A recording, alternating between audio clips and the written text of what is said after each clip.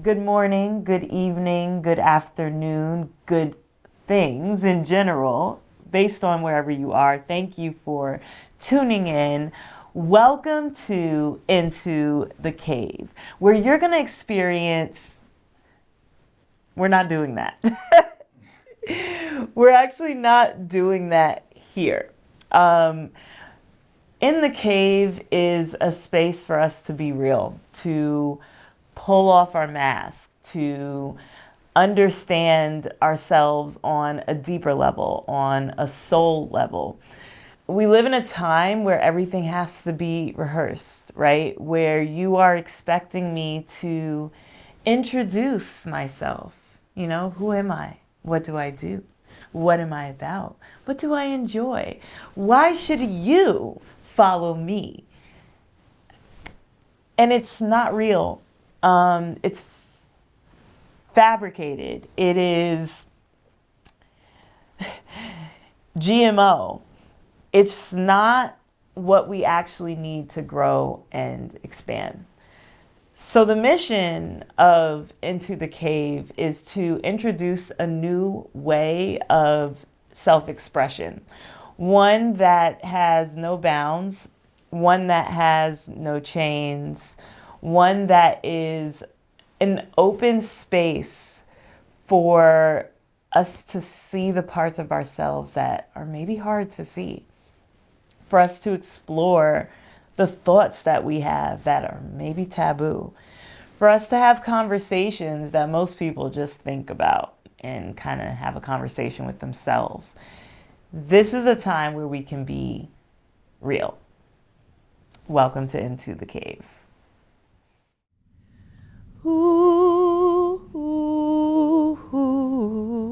Are you willing to go into the cave of your mind, the subconscious part, where memories are stored?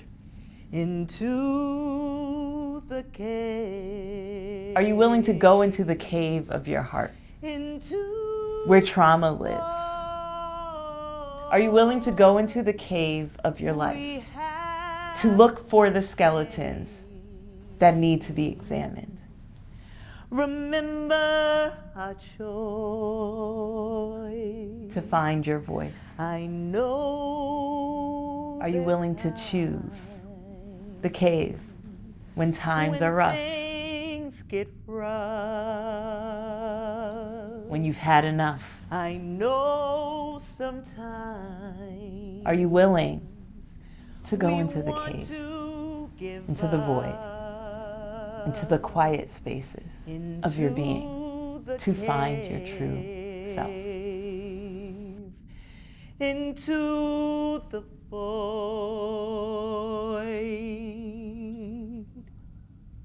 into the cave.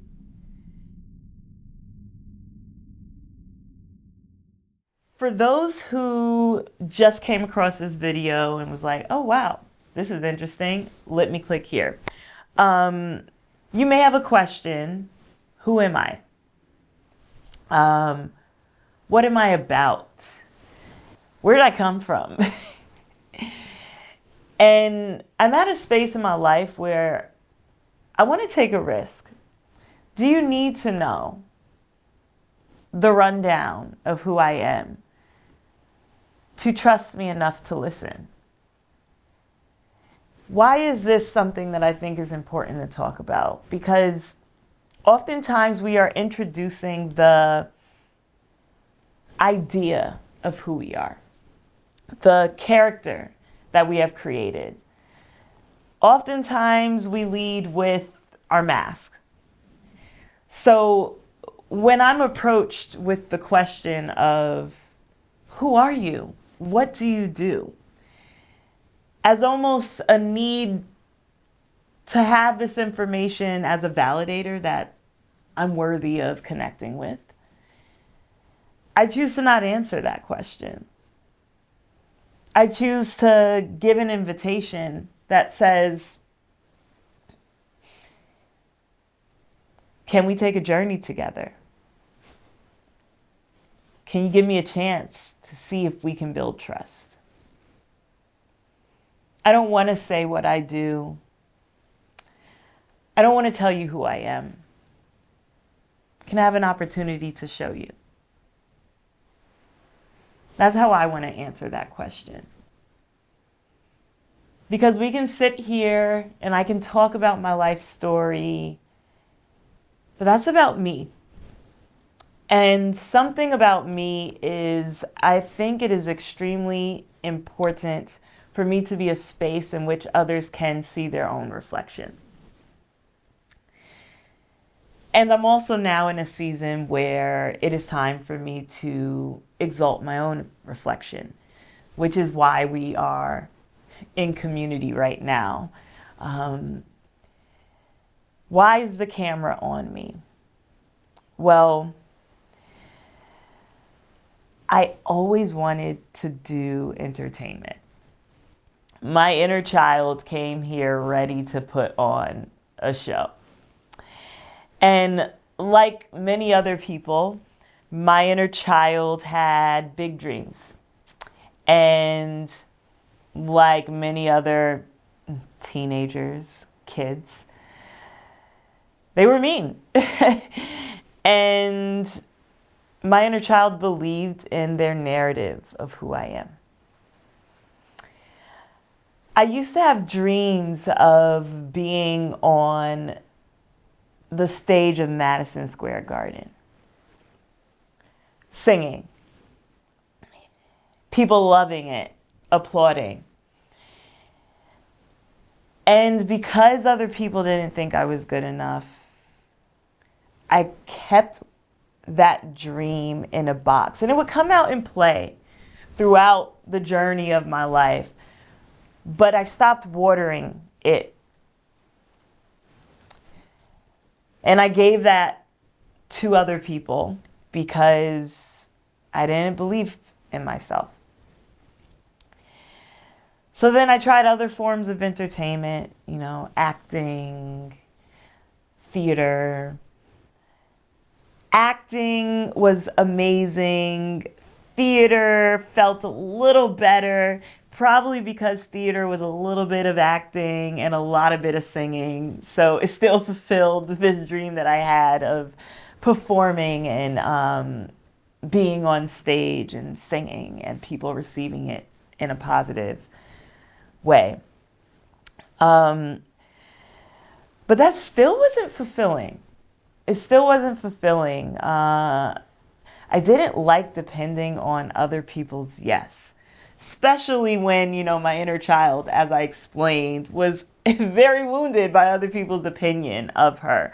So to step into an industry where my destiny was determined by someone else's yes or someone else's no, didn't really feel good. And there was one day I was in acting class and I just felt something. And my acting coach gave everyone an invitation to improv, right? The actor's way. Those of you who are actors, the whole improv exercises that we are told to do to support us in accessing our true emotions and being comfortable on the stage. So everyone had the invitation to improv. And what came through me was what I now know is a spoken word piece. What came through me was not just playing or free form or, creating this character and sticking to it. What I found in that moment was that I have a story, that I don't want to memorize other people's lines when I have my own to write, when I have my own to speak. And something clicked in me. So I started going to open mics, learning more about spoken word, and really allowing myself to freely express myself without rehearsing, without sitting down and writing. So I found my voice as an artist in that moment. Now, it took a lot to water that, right? Because I am not a spoken word artist. I do spoken word, but what I have evolved to is a mediumistic artist and a shamanistic songstress. What does that mean, Sienna? I don't know if I've heard that before. Okay, so a mediumistic artist is an artist who has no one medium. So multidisciplinary artists would fall in that category. But mediumistic means it is not me, Sienna, that is creating these pieces. I am a conduit for energy that goes beyond my physical vessel. So my expression of whatever message comes through sometimes comes through song, sometimes comes through movement, sometimes comes through sound, sometimes comes through dance, sometimes comes through spoken word, sometimes comes through rhythm, sometimes comes through doing nothing at all. So to have a box to put myself in is difficult, but I also know that it's something that is necessary for other people to be able to digest an offering, right? People need labels or need explanations before they fully trust something. So that's what a mediumistic artist is. Basically, what it means is I'm just existing. I'm just being myself. Something comes in, I trust it, I expressed it, boom, it's art, okay? And then the shamanistic songstress part is my sound, my songs, what comes through. It is all healing and medicine. All of my sonic rituals were actual rituals in a studio environment. And my signature is to let spirit flow through me unedited. For me to have a group of people, a few individuals with me who also trust spirit and choose to just have fun, get creative, see what comes out. And then we just build on top of that. We don't erase spirit. We may chop it up a little bit, to give it a certain structure. But there's something beautiful about capturing the raw essence of an individual. So as I'm sharing bits and pieces of myself with you all, again, this is not about me. Yes, Into the Cave is an expression that is coming through me. But the invitation is for you to start creating your own labels, for you to start creating your own declaration of who you are, what you offer. Be willing to take a risk and know that there's going to be people that do not fuck with you. Excuse my language for anyone that's offended. Those who are not, you get what I'm saying, right? So the hope is that we can sit in this space together, ask some difficult questions. And my question for you for episode 1 of Into the Cave is, who are you? Not the generic part. We already had the preamble of, I don't do the whole, my name is Sienna and I am from New York, born and raised. Then I moved to California to pursue, right? Like, I don't mean that. I mean, I am a multifaceted being. I am loyal. I am colorful. I am from many places, many times, many lands, many dimensions. Who am I? Who are you? Does it matter who I am? Or are you asking because you want to discover more about yourself? Are you judging me in this moment? It's okay if you are. I'm probably judging you too. But what's most important is that when we are judging each other, we scan ourselves. Why am I judging this person? What is it about them that is making me feel uncomfortable? Is there something within me that I envy about them? Or are they showing me something that I cannot understand? And because I cannot understand it, I fear it. This is the invitation. For us to get to a space where we can be real with each other.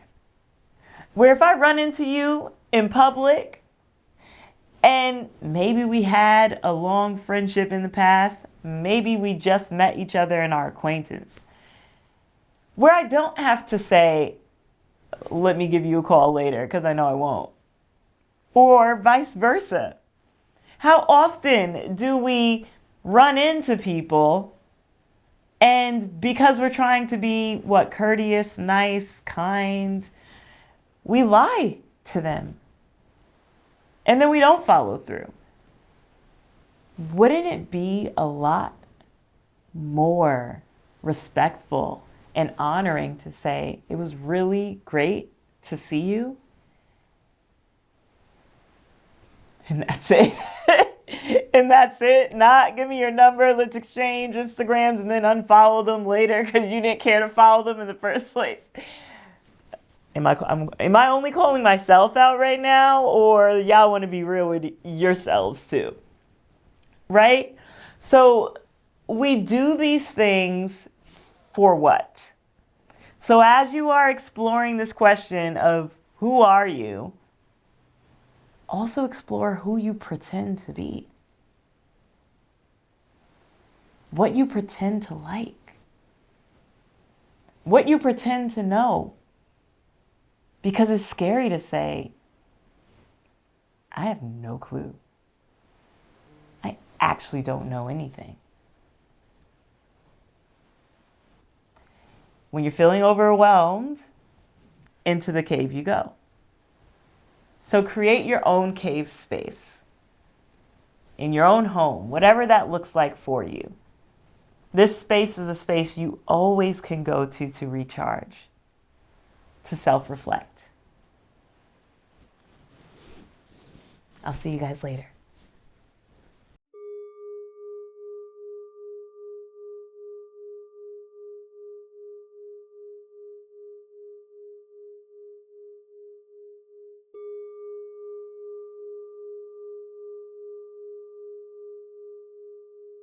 Since this is the first episode of Into the Cave, it is only right that I tell you a story. Why the cave, you may ask? Are you familiar with Plato, the philosopher? He has an allegory. It's called Allegory of the Cave. And this allegory goes like this. There's a few prisoners, and they are chained up, facing the wall of the cave. So just envision looking at the wall, not being able to look behind you, okay? They're chained. They can't get up. They can't look behind this wall that's in the cave. All they know is that they are chained and what is in front of them, okay? Now, on the other side of the wall is the opening of the cave.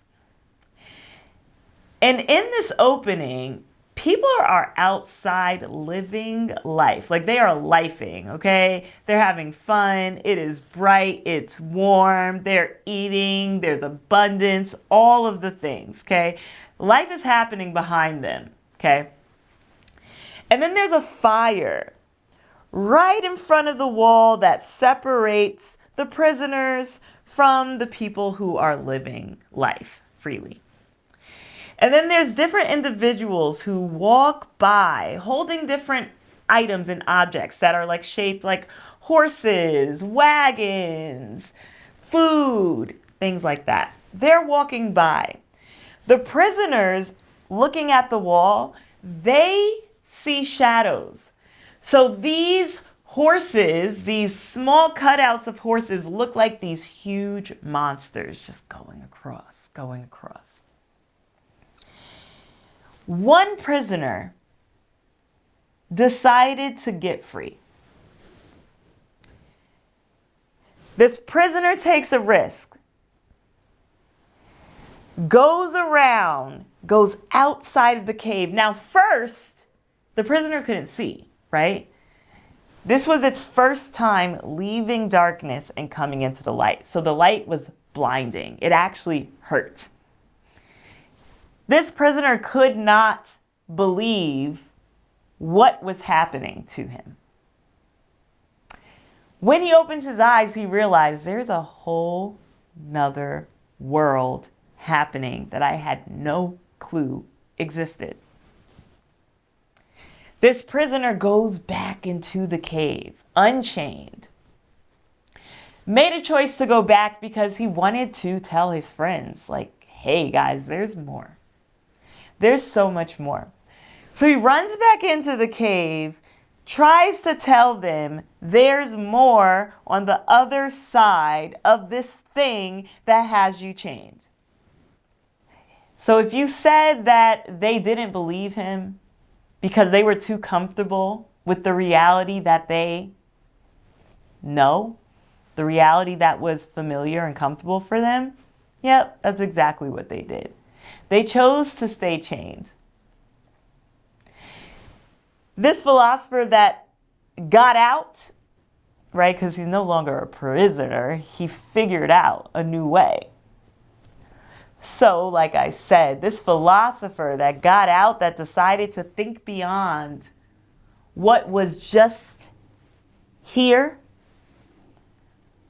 to take a risk, to go through the pain, to explore the unknown in order to find a new way, that person periodically would go back to visit the other prisoners, hoping that one day they will choose to also cut the chains, go through the pain in order to live a more abundant life. So that's what Into the Cave is about. We are going to go into the parts of ourselves that we do not want to look at. We're going to take a risk to talk about the things that pain us most in order to get to the other side. And this is a safe space to explore not only the parts of yourself that you don't want to look at, but the parts of yourself that you love, but you're afraid to exalt because of the judgments of others. But look at those things too. So trust the process. It shall be fruitful if you trust yourself. Let's close with a card reading. Today's deck is the Runners of the Sun Oracle deck by Amelia Rose.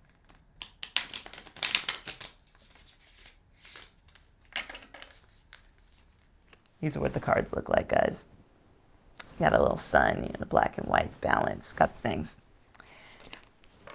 It's one of my favorite decks. We are going to pull 3 cards.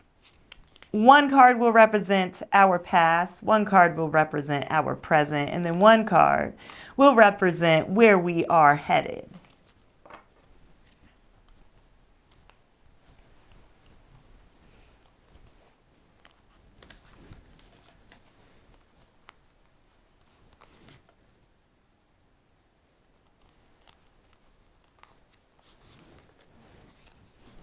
All right, let's see where we at in the past. Love love. So what's coming through is it is important for us to trust in the love that we once had. And this love could be platonic love, romantic love, familial love. Finding one aspect of a person that we actually trust, who has actually showed us love, and giving gratitude to that thing. So what's coming through is it is important for us to be grateful for the love that we once had, instead of ruminating on the pain that may have come from that love. Again, this could be platonic love, familial love, romantic love. That's so interesting, because you're going to get this in a second when I tell you what the card is. What was coming through while I was like exploring, okay, where are we at with this love piece, right? In the past, I also was thinking about self-love and the importance of loving self and really watering our own garden. And this is the present, which is self-care. Self-care. So fitting when this episode we're talking about who are we, right? So self-care. Self-care is extremely important. And self-care does not have to be buying a membership for a spa. Fun fact, I'm not even big on spas. Like, I don't like them. So I probably just shot myself in the foot with that, right? Because like if ever there was any, I don't know, spa company that wanted to sponsor, then they would probably be like, you said you don't like spas, so no, we don't want to sponsor you. And then that's fine, because that is my truth. I really don't like spas. And I just wanted to say this out loud, that sometimes we do have to turn down some things because we're authentically being ourselves. Like, let's stop trying to see what the market wants, because then we're erasing ourselves. So then there's no self to care for. So self-care. Self-care doesn't look like going to a yoga class. It can. If you like yoga, do it.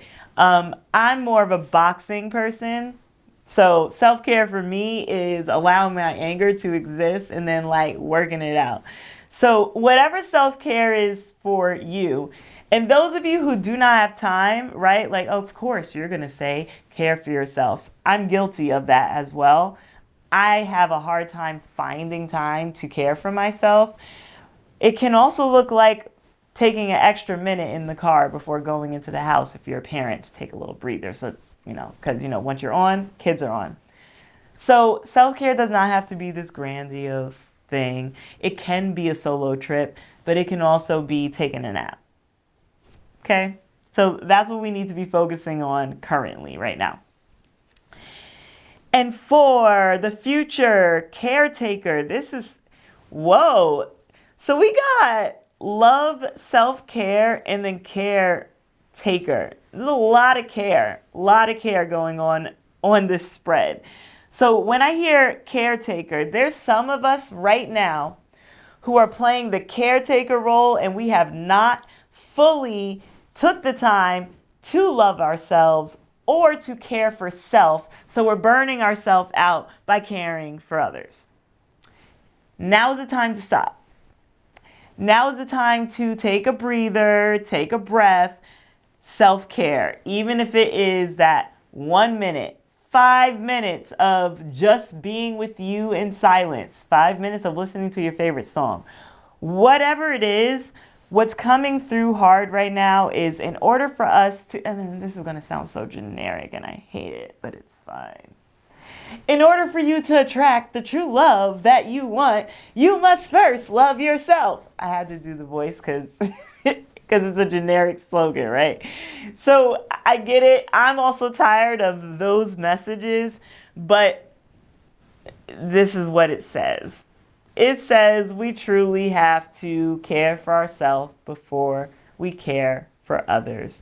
Let's start with love, identifying what that is, and then choosing to love self first before giving everything to other people.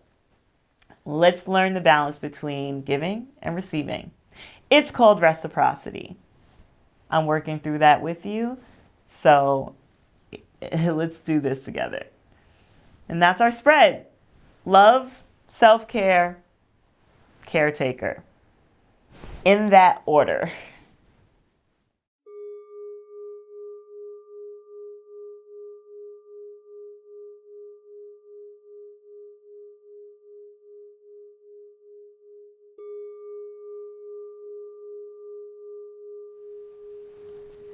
Inviting you all to take this time to check in with yourself, tap into yourself, connect with your breath.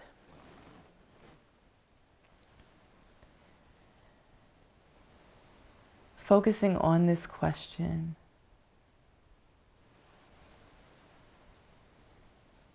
Am I willing to explore my own cave?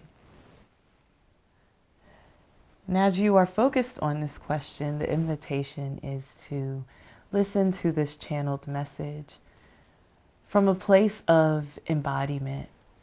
Allow it to wake up parts of yourself that have been asleep. Allow yourself to hear this frequency, but do not deter from being with yourself.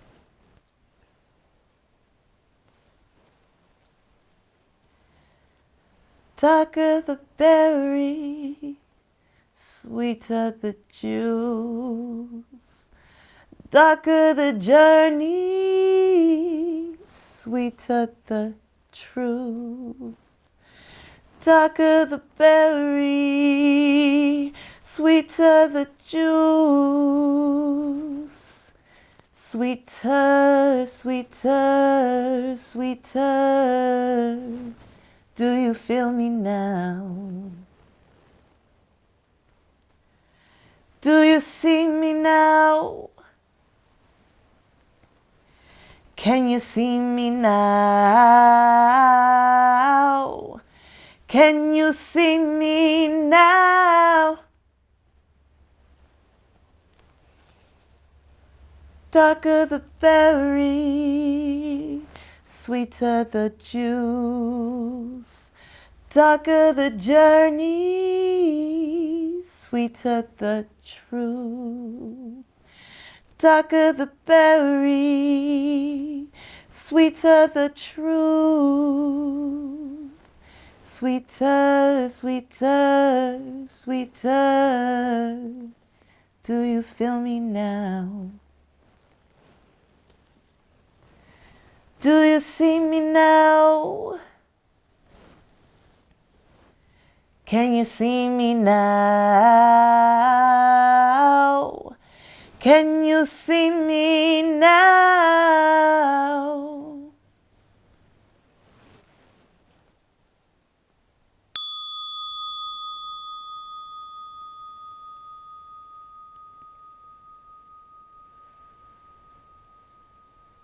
Why does darkness matter?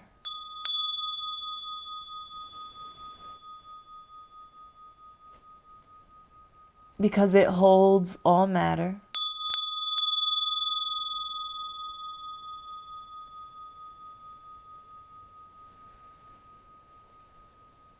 To find comfort in the darkness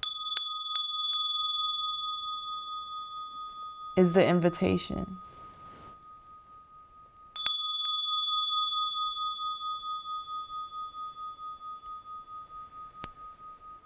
Why does darkness matter?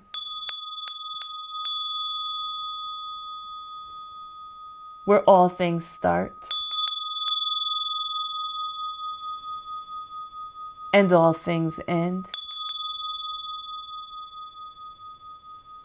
Since when did darkness become evil?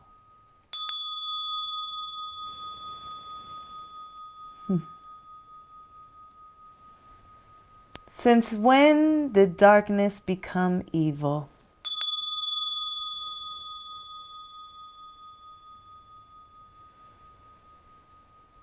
When humanity judged it?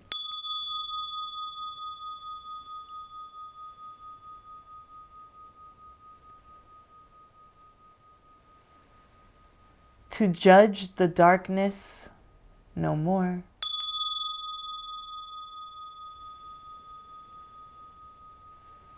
Understanding all things must get to a space of becoming no more.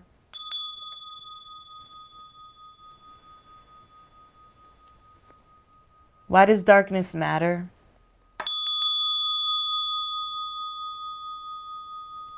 We choose to be matter. In a space where we don't matter. But we choose to matter. Since when did darkness become evil? When we feared it, misread it, and so we choose to trust it. To trust the unknown.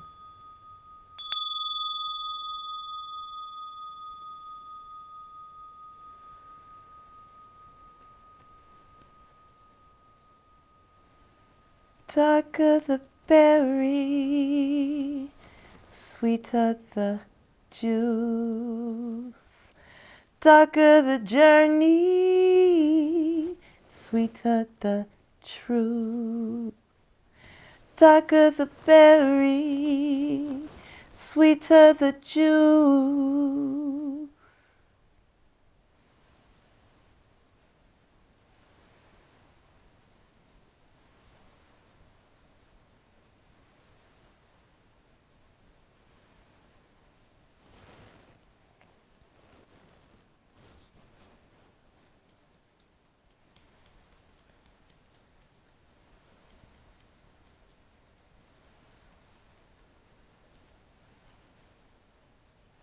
To be comfortable with the unknown is the goal.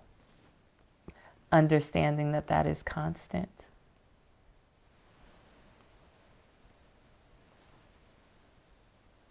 There's so many things that we do not know. So many stories that we do not understand. So many places that we have not gone or explored, or even care to explore. So to trust in the unknown is to trust in life. To find comfort in the darkness is to trust the womb. The cave is both the womb and the tomb, where things are cultivated and where things rest. Choose the cave. Choose it wisely, remembering you can always leave and come back. Ashe.